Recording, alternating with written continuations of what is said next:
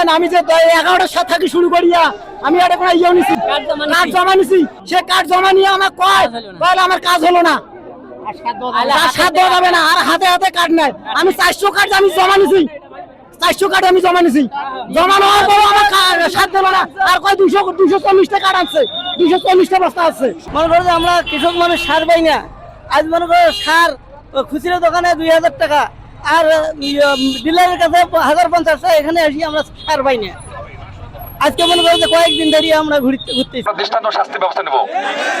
প্রয়োজন ডিলার বাতিল করব যে সমস্ত অফিসার জড়িত থাকবে তাদের বিরুদ্ধে ব্যবস্থা গ্রহণ করা হবে এখন আপনারা আমি শুনেছি এবার আমার কথা শুনতে হবে আজকে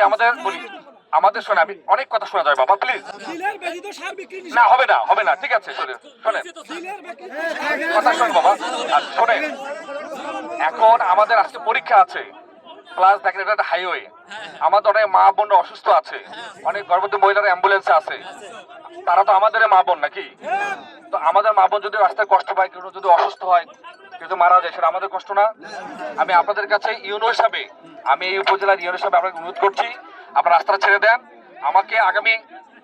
আমাদের কৃষি অফিসার আসবে আগামী 2 দিন পরে আমি আগামী বুধবারের মধ্যে সমস্যার সমাধান করবো ঠিক আছে